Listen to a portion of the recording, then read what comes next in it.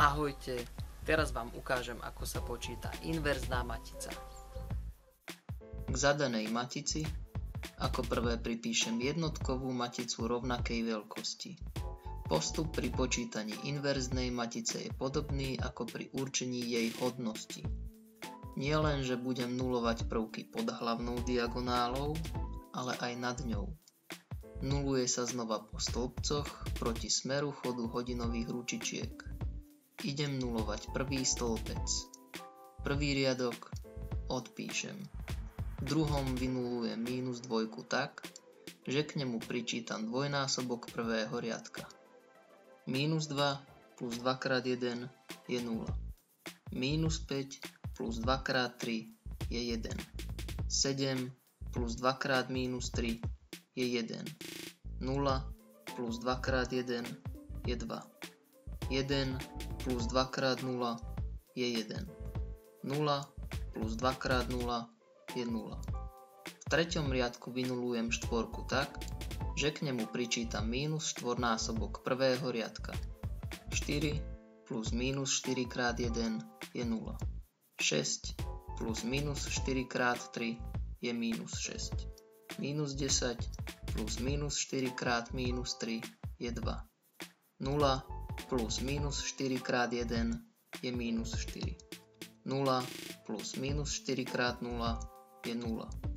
1 plus mínus 4 krát 0 je 1. V druhom stĺpci potrebujem vynulovať mínus 6. To sa mi podarí, keď k tretiemu riadku pričítam 6 násobok druhého. Prvý a druhý riadok odpíšem. Mínus 6 plus 6 krát 1 je 0. 2 plus 6 krát 1 je 8. Mínus 4 plus 6 krát 2 je 8. 0 plus 6 krát 1 je 6. 1 plus 6 krát 0 je 1. Polovička práce je hotová. Posledný riadok vydelím 8, aby som na diagonálne miesto dostal jednotku. Teraz budem nulovať prvky nad hlavnou diagonálou v treťom stĺpci. Postup je stále rovnaký, len je dôležité si uvedomiť, že aby sa vynulovali prvky v treťom stĺpci, je k ním treba pričítať násobky tretieho riadka, ktorý preto odpíšem. Ak chcem vynulovať jednotku v druhom riadku, musím k nemu pričítať mínus 1 násobok tretieho riadka. 1 plus mínus 1 krát 0 je 1. 1 plus mínus 1 krát 1 je 0. 2 plus mínus 1 krát 1 je 1. 1 plus mínus 1 krát 3 štvrtiny je 1 štvrtina. 0 plus mínus 1 krát 1 osmina je mínus 1 osmina. Zlomkom sa bohužiaľ vo väčšine prípadov nedá vyhnúť. Mínus 3 v prvom riadku vynulujem tak, že k nemu pričítam trojnásobok tretieho riadka. 1 plus 3 krát 0 je 1. 3 plus 3 krát 0 je 3. Mínus 3 plus 3 krát 1 je 0. 1 plus 3 krát 1 je 4.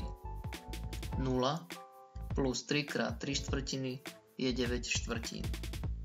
0 plus 3 krát 1 osmina sú 3 osminy.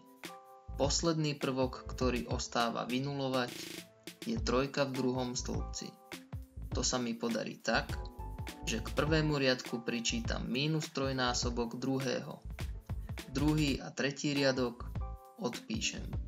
1 plus mínus 3 krát 0 je 1. 3 plus mínus 3 krát 1 je 0. 0 plus mínus 3 krát 0 je 0. 4 plus mínus 3 krát 1 je 1. 9 štvrtín plus mínus 3 krát 1 štvrtina je 6 štvrtín. 3 osminy plus mínus 3 krát mínus 1 osmina je 6 osmín. Všetky tieto úpravy som robil, aby som z pôvodnej matice vyrobil jednotkovú. Až keď mám na ľavej strane jednotkovú maticu, môžem tvrdiť, že na pravej strane vyšla matica inverzná. To, či som pri výpočte spravil chybu, zistím tak, že mnou vypočítanú inverznú maticu vynásobím so zadanou. Ak vyjde jednotková matica, je všetko v poriadku.